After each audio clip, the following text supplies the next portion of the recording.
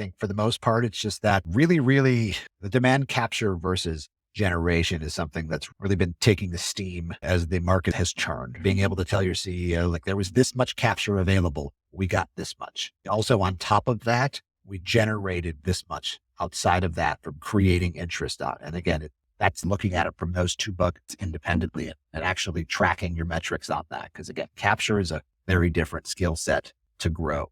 Absolutely. It's simple and fundamental, but it's extremely important, especially when you've got to do more with less. Reach for the low-hanging fruit and then go up to the next level if you can, if you have anything left. And make sure everyone knows how much low-hanging fruit there is, right? Right. And Yeah. knowing that the tree isn't always full, right? It goes like the market economy will make the amount of fruit available to be picked up and down, right? And like that, everything that you do from a reporting standpoint, especially in marketing to your team and your bosses and your executives shouldn't be, what did we do? It should be, this is what we did. And this is what was available in the market, right? You have to create that perspective because that sets you up for success. Every SaaS company plays for high stakes, but what does it take to dominate the market right now? Welcome to Paris Talks Marketing, the podcast where we dive deep into the latest trends and strategies in SaaS marketing that are really working today. I'm your host, Paris, and our guests are SaaS CMOs, founders, and specialists, and we discuss one trendy topic in the industry per episode. Ready to unlock the true power of marketing strategy? In this theme, we'll explore the world of cutting-edge marketing strategies and tactics that are shaking up the SaaS industry. We'll share insights on testing new tactics and uncover the latest developments from digital landscape giants like Google, Facebook, and LinkedIn. We'll also explore how AI is revolutionizing the digital landscape and transforming marketing tactics. So grab your headphones and get ready for a marketing strategy masterclass with Paris Talks Marketing. Hi, everyone. Welcome back to another episode of Paris Talks Marketing. And today, my guest is Chris Rack. Chris is the CEO of MRP, a company that connects B2B marketers with revenue-propelling demand solutions across the buyer journey. Chris's 17 plus years in B2B sales and marketing technology include scaling organizations from sub 10 million to 80 to 100 million in annual revenue. His journey reflects a commitment to driving success for teams and clients, fueling MRP's mission of impactful B2B connections with advanced account intelligence. All right, Chris, welcome to the show. Great. Thanks for having me, Ferris. Appreciate it. Great to have you on. I'd like to learn a little bit more about MRP. What is the biggest problem that you're solving? Really, it's a consistent pipeline generation that's attributable to the marketing side of the house, right? Mm-hmm. So we do a really good job of I guess you would say, making the haystack smaller, right? Giving our marketing customers a tighter focus group of accounts to focus in on, and then offer them a pretty robust suite of solutions to generate leads at all stages of the buyer journey to pass on to their selling org. So we work with some companies at the very top of funnel to kind of build that community of target ICP decision makers that they can nurture and kind of work into pipeline and revenue long term. And then we also have some solutions at the very bottom of the funnel or bottom of the buyer's journey, looking to kind of more demand capture, where you're looking for the hand raisers to turn into short-term pipeline and revenue for their selling orgs. And we'll probably get into this a little bit more deeply later, but I also like to think about demand generation versus demand capture. And I do think in a lot of cases, it depends on the business. If it's if it's a company in an established category where there is a lot of demand, and I think in terms of search demand, we typically think, well, are you doing demand capture well enough? Are you getting in front of the people that are raising their hands today? They're in market with high intent. If it's a less mature category, or if it's a company that's really creating a whole new category in a blue ocean or a purple ocean or whatever it is, but people aren't really aware of that their kind of solution even exists. They might not even be aware of the problem that they have, which that solution solves. Then I think this is more of a demand gen exercise to make people aware. How do you assess for your clients and companies that you work with? How do you assess how much effort, resources, budget should we put on demand generation versus demand capture? Yeah, I mean, I think in the B2B space, there always should be a little bit of both happening, right? A little bit of budget, a little bit of resource focused on both capture and generation, right? But the first assessment thing from a go-to-market standpoint is again, that your TAM and target ICP and just the size of it, right? If there's 150,000 transactions a year for your product or solution in your space, then obviously you're looking to more capture because you know that there's a consistent flow of buyers in market and it's just about finding them and scooping them, right? But if you have a little bit more specific product where you know there might be 2,000 transactions totally a year, right? Trying to find someone in market is like, again, shooting fish in a barrel. It's somewhat impossible. So you have to really focus more of your efforts on creating demand long-term. So when one of those 2,000 transactions pops up, the first thing they think about is your company and they're coming to you, right? So easy example, if I were to be selling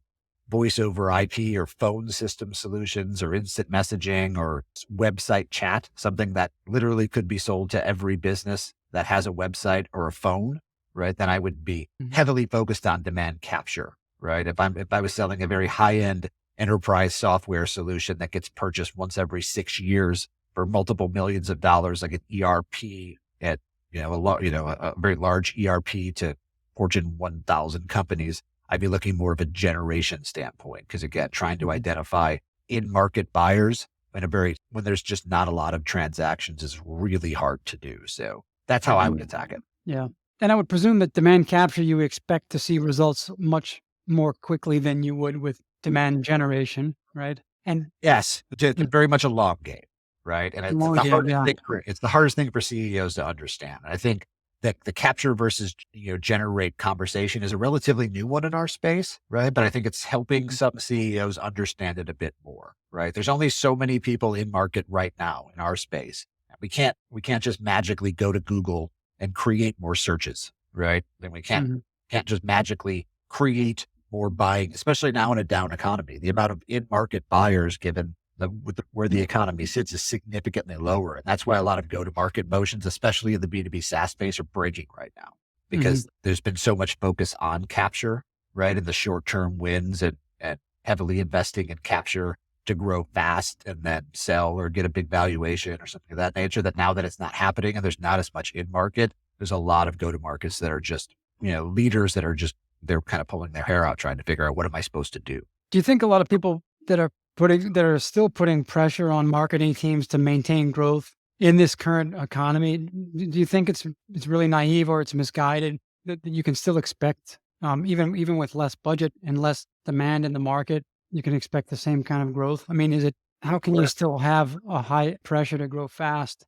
but really a need to do demand generation, which is a long game? We're unfortunately in the hardest phase of a transition from, what was a very booming economy, especially in tech, from roughly 2018 to 22 or the early parts of 2022, where a lot of it, the problem is a lot of investment happened in businesses in that segment, right? Based on go-to-market motions and analytics and data that is now completely irrelevant given the market economy change, right? So the pressure is coming from expectations, from investments that happened years prior that now just aren't feasible, right? So it's unfair, right? It's not realistic, but it doesn't make it any less. It's going to continue to happen until that wave of, I don't want to say poor investment, but let's say over aggressive investment, right? Based on inflated market economics, tends to dry down a bit, right? Once the world comes back to reality, right? We saw the same thing in the 2000s with the dot-com boom, right? And then there's a whole lot of expectations. Everything hits a wall, and then reality sets in for a while. Then it emerged again, and it's very much a wave. So I think these expectations to do more with less, they'll always be that, right? If you're a good CEO, you should always be pushing your team to drive more with less resources. But I think the crazy expectations of 40 to 45% growth, right? Just because that's the norm, right? Because, those days are far from us. The rule of 40 will always exist, right? I mean, that's finding that combination between profitability, and EBITDA and growth, right? Balanced around the rule of 40. That's a function that I don't think ever will go away, right? But what has moved away is leveraging 80% growth and negative 40% profitability to hit that rule of 40, right? And that's where the business is shifting more to slower, smarter, but still aggressive growth metrics combined with profitability. Hey, I might have missed it, but tell me again, what is the rule of 40? So if you're looking at, you're upon your growth, right? Percentage growth, right? minus EBITDA for profit, EBITDA. So you want that to equal 40, right? And again, I might be butchering that a smidge, right, with my financial metric, because I am not by any means a CFO, right? But Okay. so like if So I if you're were, growing at 80, if your EBITDA is at 40%, you should be growing at 80%. oh, so if I'm growing at 80%, right, I can operate at negative 40% EBITDA. I could be burning and churning cash. I could be losing money because my growth rate's high, right? But if I'm growing at a 10% clip, then my EBITDA should be at a 30% margin. Again, 1+1 should equal 40 no matter how it sits, right? So over the past 2-3 years, that equation has been overweighted to growth, right? 60% growth minus 20% EBITDA. Again, you can lose money if you're still growing aggressively and still end up being a great business. But now that we've hit a bit of a wall, especially with valuations and interest rates and all that, like we're coming back to reality, right? That you need to be, let's grow at 20% and let's find 20% profitability in our business and not be losing money as we continue to scale.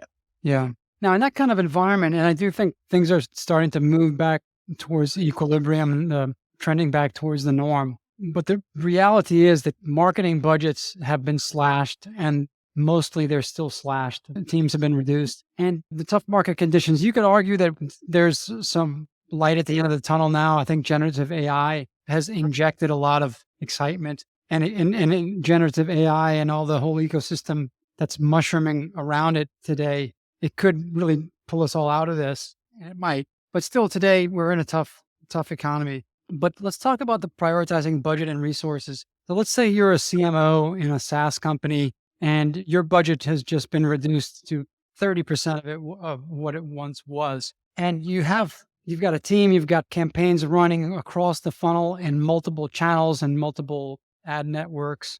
What is the right thought process for? Do you just shrink everything down proportionally across the funnel? Or do you reallocate across the funnel if you've got 30% of what you once had? Or what is the right way? How would you advise a company to think about reallocating budget when it's been reduced so dramatically? So I don't think it's per se like just a even flow across. I mean, first and foremost, you should maximize. And again, I would be giving the same advice if I was just starting a brand new business, right? You should maximize your capture, right? You should invest as much as you can to maximize the amount of demand that is out there to capture first and foremost, because that's going to be your most directed ROI, right? So again, if there's 100,000, again, I'm using simple math, but if there's 100,000 Google searches for my product or solution, I want to make sure that I've invested in the places that maximizes the amount of return I can get from those 100,000 searches, right? Consistently. And again, you can't win all that market share. You can't get all of those people to your site to convert and become demos. But over time, you should be able to understand where can I cap there, right? What is my maximum that I can pull from that capture audience? And again, that's usually limited to search, right? That's where most of the capture comes from, right? So like I would start there and I would put as many as my dollars and resources that were required to maximize that, because that's going to have the strongest short-term influence on my marketing attributed, right? From there, then you start kind of waterfalling down to what's going to have the second most immediate and longer term impact on the business as a whole, right? And for me, I believe that building up an email has been tactically one of the better performing marketing tactics for the better part of most of the years that I've been in the space, right? If you go to HubSpot's annual marketing B2B metrics report, it'll be which one of your most successful tactic. It's almost always email, right? But buyers are shifting more and more and people are changing jobs more frequently. And a lot of that's happening. So like building out a quality marketable database of folks that you can email to consistently communicate is where I would secondarily put my dollars, right? Because you're going to get some short-term return from there, right? And again, you could do this through, content syndication and engagement. You could do it through, however it is that you can build up that marketable database of quality ICP people that you can hit regularly with quality content via email to turn them into both hand raisers in the short term, but also, continue to educate them on your product or solution long term. So it's kind of a hybrid, demand capture and then demand gen play. And then third, I'd love to say it's from a dollars perspective, right? Brand is the hardest thing to invest money into, right? But you could do brand and you could do thought leadership on the cheap, right? You can have a great social presence on LinkedIn, right? There are automation tools that could influence the amount of connections that you make, right? And building your own, reach out to your employees and encourage them to have their own personal brands and share content and thought leadership. These are all things that cost pennies, right? But can have a significant influence on your brand as a whole from a thought leadership perspective. So instead of spending money on the airport ad or the billboard, right, turn your employees into the airport ad or the billboard by educating them on how to create a personal brand, how to start creating their own personal thought leadership on social channels that I think can have a really big influence. So that's how, in a tight market, focus on the capture as much as maximize it. Once you've reached that limit, and your second budget pool is building out a marketable database of target ICP buyers that you could turn into both capture and generation, and then educate your team, on social and how to cost effectively leverage social without a lot of high dollars to spend. And how about podcasting? Where does that sit? Would you advise to do that? I would throw it in social, right? Again, it's free. It's not free. It costs, right? There are some costs that come with it. Cost of time, cost of tech, depends on what platform you're using. But I would throw that into kind of a social mechanism because it kind of sits, you're mostly pushing the pods out on social networks to drive engagement with them and demand. And I think it's a great tactic. And one of the first things we did at MRP was start a podcast, right? And again, both and it works great for both capture and generate because, a lot of times the folks joining the podcast may be your customers, right? So making the opportunity to connect with them and invite them to build their own personal brand and be part of their journey increases those relationships and allows you to kind of grow business and grow the relationships there as well. So there's very much short-term wins with podcasts and long-term as well. Why, eventually people start watching them. Hopefully you catch a little wildfire and then they end up like your podcast and you have a regular user base. So, well, let's hope so. Yeah, most podcasts don't make it past episode 12, I think. I read stats. Sometimes it's just about doing it. You can separate yourself from the pack just by continuing on. Refusing to let go. Yeah. There's so many, I guess you would say lurkers, right? I mean, LinkedIn and different social channels, there's such a big focus on likes and engagements, right? And I get it, right? But I can tell you that more people and events and places that I've been reference my social and things that I've said on it or things that I say regularly than have ever commented on, right? I'll meet people and they're like, oh, I love, because I do one of my common posts is I do a post every Monday or Tuesday, referencing Mr. Miyagi and the Karate Kid, right? Whereas, two rules for something. And it's always like rule 1, do this, rule 2, first learn rule number 1, right? So it's one of my regular posts. And I can't tell you how many people I meet at events who reference Mr. Miyagi, who've never commented or posted, or I've never had an engagement with socially, but it just goes to show that people do watch, people do listen, people do resonate. There's a lot of lurkers on things like podcasts and socials that never engage, but doesn't mean you're not reaching them. You're not kind of engaging with them. Yeah. Well, I think that, that's happened to me also. And I can really relate to that sometimes I might not get the social engagement, but then in person, people say, I keep seeing you and keep it up. So that gives me a lot of encouragement. It does. It really is. So, yeah. Well, let's stay on this theme about how to do more with less. And let's talk about getting a marketing plan approved by your CFO. So now the CFO is a new player and one of the gatekeepers to the marketing budget. And the CFO doesn't really understand or appreciate very much anything in marketing. That they see this as a cost, not as an investment. And you got some specific recommendations here. So how would you advise a CMO or a marketing director to get their plan approved through the CFO and then ultimately up to the CEO? And it's happening so much. I mean, the CFO is in every decision now. It used to be if it was over 50 or 100K or some sort of, then they would check with me. But now it's every dollar going out is getting executive eyes, especially from a finance standpoint, right? And my first recommendation, and I know I'll probably have some folks who are haters on this, is just stop with all the crazy attribution conversations. There's no CFO or CEO who is going to get marketing attribution, right? The first touch, last touch, it's just not going to happen. You could pay for infinite amounts of software that try to explain attribution, that try to build better reports around attribution. But there's no way that a CFO or a CEO is going to understand that because you sent them an email 17 months ago, it gets a 0.2% attribution ratio on the deal that happened on that. That's why again, it's unfortunate, but that's why sales organizations tend to be in the most favor of the executive team, because they're the one who said, I cold called Bob I closed it. Yeah. and Bob picked up the phone, and then I scheduled the meeting, and then I closed the deal with Bob, and and then that's what happens. But like they don't see the 300 touches to Bob that happened via email and syndication and other touch points that contributed to that. But again, it's just that there are battles to fight, and that isn't one of them, right? So anything you do from a marketing perspective, you have to showcase, like when I pitch to my customers, right? I have what we call the CFO slide. It's 3 things. It's 1 slide.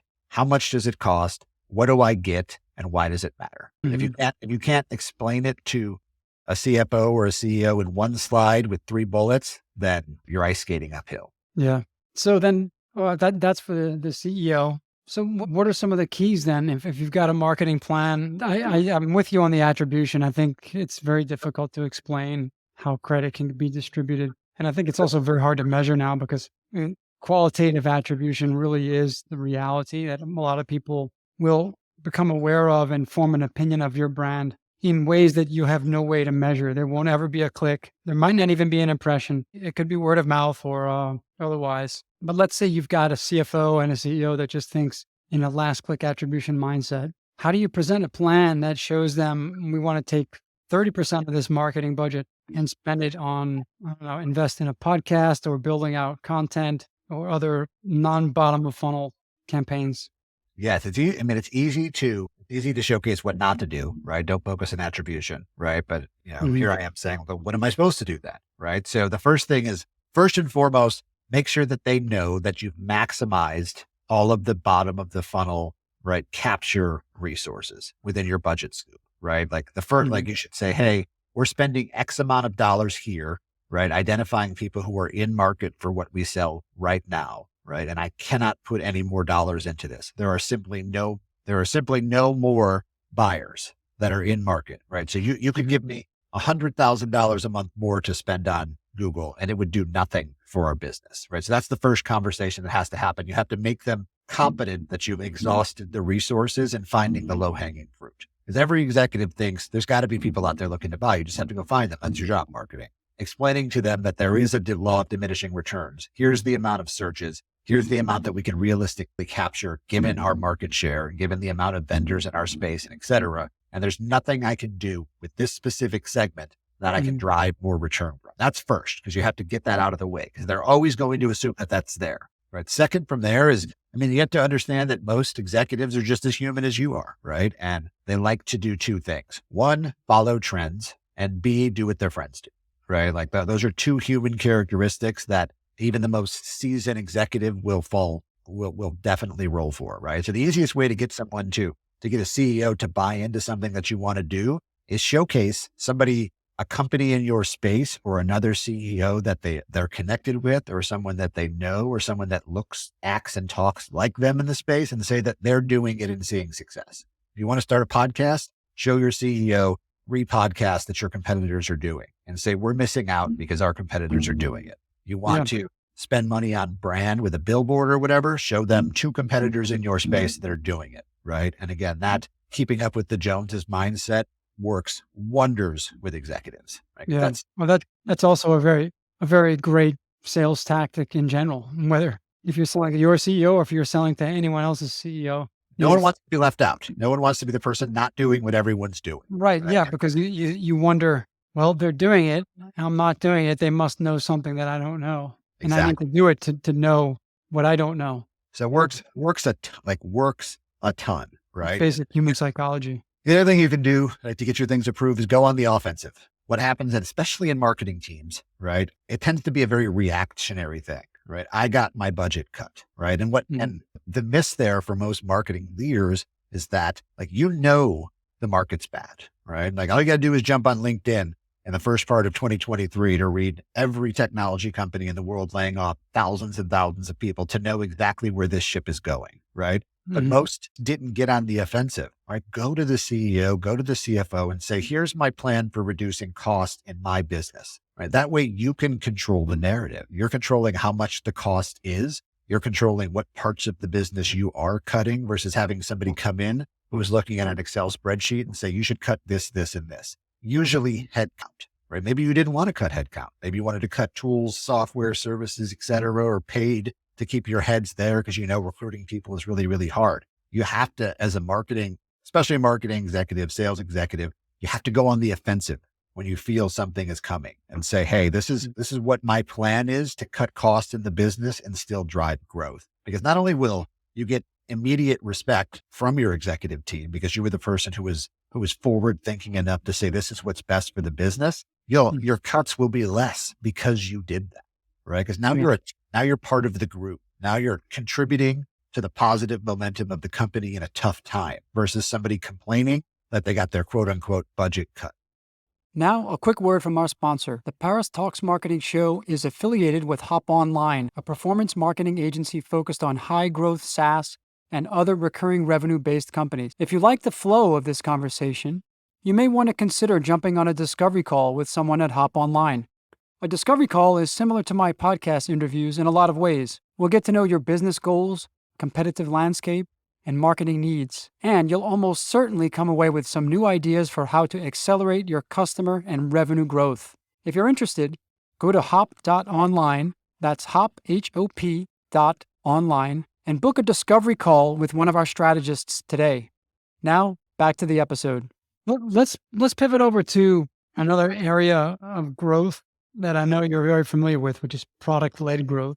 And I know that there's different understandings of this. And earlier we were discussing this, and you think that a lot of people don't get product-led growth. What are they missing? What are they not understanding or doing wrong when it comes to product-led growth?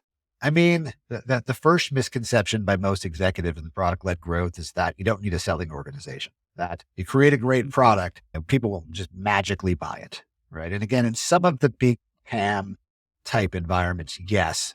But, and again, a classic example is Slack, right? The king of all kings of product-led growth scenario, right? You put out a freemium, people start using it, it magically turns into revenue, right? That happens, that's great up into a certain inflection point, right? But enterprises, especially large businesses, don't freemium, right? Networks are locked down. So product-led immediately runs into roadblocks there because how are you going to be product-led if you can't get your freemium or your trial or your product in the hands of enough people to lead the growth from there? Two, it runs into major issues at scale, again, with large companies because of scale and because of multiple decision makers and because of buying units and all of that, right? Like it's great if you're really targeting a really tiny or small business space or individual users, right? If I have a tool that I'm trying to sell to developers, product-led's great because developers usually maintain their own stack, some of the paper tools themselves to make their day productive. But enterprise selling at large scale,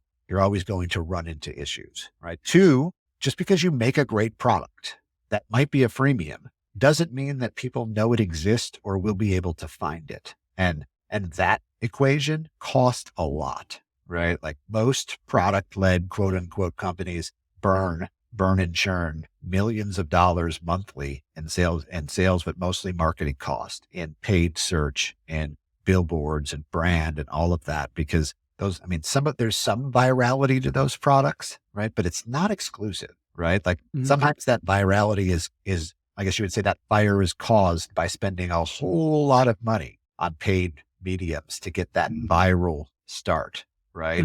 And especially now in a tougher economy where unit metrics are more difficult and there's a lot more scrutiny on actual outbound spend, creating that virality to really grow on a purely product-led model is really, really challenging. So it's, but if you look at all of you could probably count on this many fingers, the amount of product-led companies that have truly scaled. Slack, Canva, Atlassian, right? I would maybe say HubSpot. I would put HubSpot in that list with their free CRM. Right. Yeah. Yes. But HubSpot really grew as one of the first content-led companies, I think, right? They created ridiculously great content that wasn't about their product, that was just designed to help businesses and marketing, right? And they drove a whole ton of people to HubSpot as a thought leadership in that space and then said, oh, and by the way, we have a CRM, right? So, but even so, add HubSpot in, we're at 4. I've been doing this 17 years. You've been doing it a long time. We're struggling to get past 4,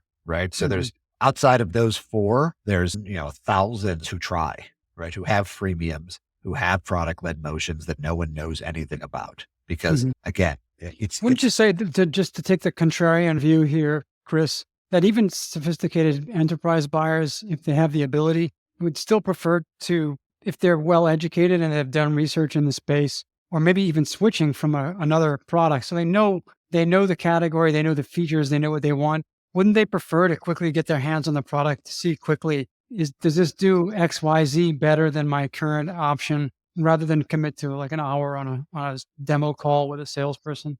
smaller. I mean, small parts of them could, right? But and it depends on, I mean, again, if it's most enterprise software is way more complicated than, way more complicated than it seems, right? Even simple I mean, almost every piece of enterprise software requires some sort of integration, right? I mean, if you're in the sales and marketing space, I challenge you to find a good piece of enterprise software that doesn't connect with a CRM or a marketing automation tool, right? So if I'm using a premium, right, that I'm not There's even no integration. Yeah, you're yeah, not going to be not even connecting your. committed to, right? So if I'm not, it's free and I'm testing it, but if I can't integrate it with my Salesforce or my CRM instance, then am I really showcasing the value of the product if I won't even integrate it with my systems? And am I going to integrate it if it's only a free, right? So there's in the B2B space, there's just so many challenges because it's hard pressed to find a piece of software that doesn't have to engage with another piece of software, right? And like, Yeah. that's another significant challenge of the product led motion, right? Again, you can't, I could test out even Slack, right? Slack by itself is fine, but the real value of Slack is once you start connecting it to all of the other things that it connects with and all the integrations in the marketplace and all of that. Once Slack becomes your ecosystem to how all of your apps speak to each other and communicate with your team, you can't really get the value of that truly in the free version because the integrations are limited. And also, are you really going to integrate all of your tech stack to something that's free that you might not commit to long term, right? So it's one of those things that when it works, and again, it's like Facebook, right? I mean, sure, we would all love to have come up with that idea, but for every 10,000 startups trying to be Facebook, 9,999 of them failed, right? But everybody talks about the one instance that you hit lightning in a bottle. And I think it's very similar in the product led space, right? It's significantly more challenging than a lot of the folks who push product led think it is, because again, it's fairly new, costs a lot of money. And again, developers aren't cheap, right? Like that talent, really good talent, then marketers who understand the unit economics of product led to make sure you're not overspending and all of that. Again, that talent's not easy to find either. So the same challenges that you would see with a sales led motion or a partner led motion or another go to market, right? You're going to see with product led motions, right? But there's this perception that create a freemium, and if it's really, really good, people will come to you, right? And the field of dreams approach to building a business is pretty risky. Yeah. I'd rather have a little bit more control of my destiny going forward versus I'm going to build this really good thing. And I hope people start telling their friends about it. And we're going to be rich and sit here and wait and stare at the metrics. Yeah. That's a compelling case. And in particular for enterprise, a lot of good reasons. The integrations thing also I hadn't considered. I mean, do you think that generally the tech stacks are just getting way too complex now, and marketers have to manage so many different SaaS tools? I mean, the toolboxes are getting too large, too fragmented. I mean, are we entering a phase where there's going to be more consolidation of tech into these all-encompassing tools like a ClickUp, for example? Yeah, I think consolidation or elimination. I think people are going to get to the point where it's like, do I really need this? Right. And again, that's where that CFO comes in play. Right. So a lot of these tech stack tools are nice to have. Attribution tools, right? Like player tools, right? Things that make my life just a little bit easier, right? Like at the end of the day, in this market, now that we've passed let's call it the tech boom of 2018 to 2022, right? The CFO is going to say, hey, I'm cutting your budget. So if I'm a marketing person with a team of 10, right? And I have to find 200K of cost savings over the next fiscal year, right? Is it 5 tools, right, at 25K each for 125K, or is it John on my team? Yeah. Right. And when you're asking yourself those difficult questions, you really start saying, is this tech worth it? Do I really need this to go forward and drive my business forward? Or is it really just a nice to have that I was working with because I had a solid budget? And Chris, in your opinion, then, if I'm that CFO, or maybe not the CFO, but if I have to cut my tech stack and I can keep only 3, what would those 3 be? What are the 3 tools that a marketer simply can't live without? One of them's a most commonly referred to as a sales tool, but I think should be one of the most valuable tools for any revenue team, right? And that one is, let's call it conversational intelligence, right? So Gong, right? Basically call recording and analytics software. The amount of value that your revenue organization can get from recording all of the calls that you're on and driving, in some cases, analytics from them, but training, sales enablement, market trends analysis, the amount of value that can come from just that tech, right? I mean, if I'm a marketing leader and my marketing team isn't listening to 2 or 3 sales calls a week, right? Then we're missing, right? Because that's how that gap. So that's first. Like any revenue team needs some sort of tech there. Gong is a big one, right? But there's a bunch of folks emerging. I use a company called Sybil, right? Plug for them. They're relatively new to the space, and they're doing wicked cool things with AI. Recapping my calls with AI, even telling me the propensity to buy of a call based on artificial intelligence models, right? So How do you spell that, by the way? Sybill, Sybil.ai. Sybil.ai. I'm going to check that out.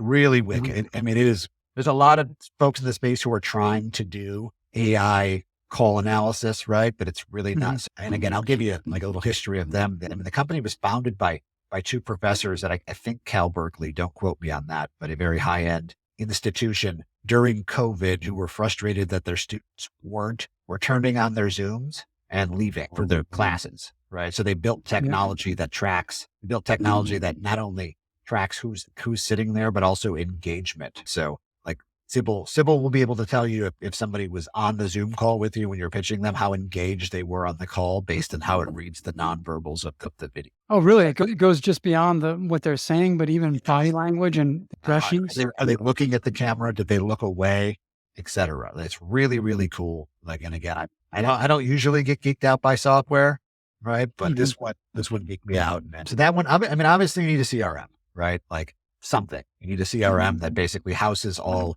account level, contact level information from an analytics standpoint. Like that's foundationally, you need it, but outside of that, I mean, marketing automation tools, right? With, most marketers would say you need that in the stack, but I think you need something there, but not as much as you used to. I think email is going to be a harder medium to keep engagement with long-term, right? Just given that a lot of mailboxes are getting tougher just to get into via a lot of like that and a lot, and there's just so much messaging happening now. Like you mentioned generative AI earlier, it's going to create a monster of outbound messaging, which is personalized at scale.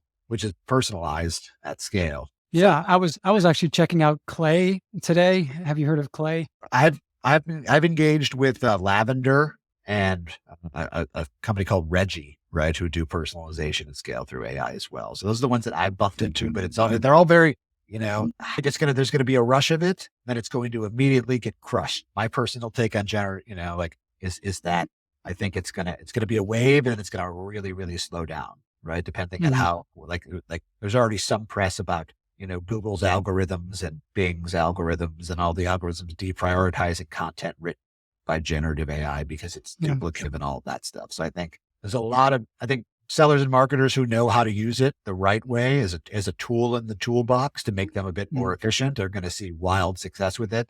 Those who rely on it to replace tasks from an automation standpoint, I think will struggle. Yeah, I fully agree. I think of it as if you're using it to create content that is designed, well, first of all, for SEO, if you want to get content ranked in search, that's a losing strategy. But if you need to scale out content, like we had an idea in our agency recently that we've worked with hundreds of clients over the years, but we only have published maybe around 20 case studies. Could we use generative AI to publish 100, 200 case studies like in 1 month? Because if we can pull the right information from those projects, however old they may be, could we write case studies that are still good enough, well-written, compelling? And they generally tell the story. It wouldn't be as good as a human writing them, but we could do 100 in a month. That kind of a task, that's what gets me excited. And personalization at scale for outbound also, I think is pretty cool because everybody's going to be doing it maybe in 6 months to a year, but I think we're still in that window that most cold email is absolute garbage.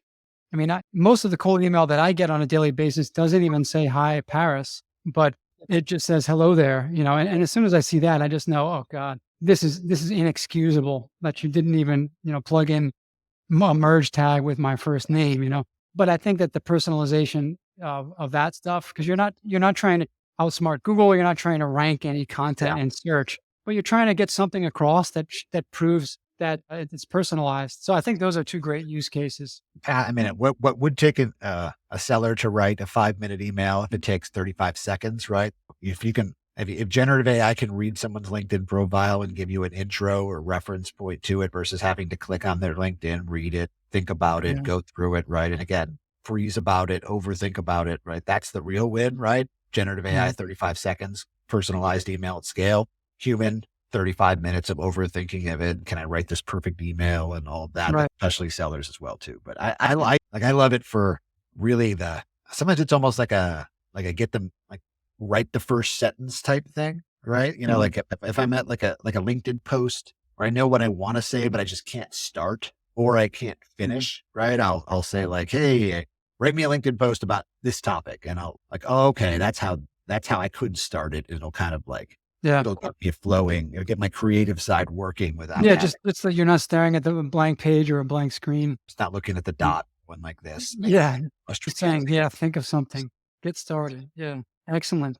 Well, Chris, this has been fantastic. And I feel like we could geek out on the tech and the AI stuff now for a whole nother hour, but we should save that for the next episode. Is there anything that I did not ask you that you wished I would have asked you? No, I think we really covered it, right? I mean, it's, I'll just, I think for the most part, it's just that, that really the demand capture versus generation is something that's really been taking the steam as the market has churned, right? And I guess the biggest Mhm. takeaway that I've been working with my marketing team on and a lot of my customers are saying is, again, where are we focusing our efforts, right? And also tracking marketing return from both sides of it, right? Being able to tell your CEO, like there was this much capture available. We got this much, right? Mhm. And we also, on top of that, we generated this much outside of that from creating interest on. And again, it was kind of a light bulb moment for me when I was thinking through how to best attack growth from a marketing perspective, right? Is looking at it from those two buckets independently and actually tracking your metrics on that. Cause again, capture is a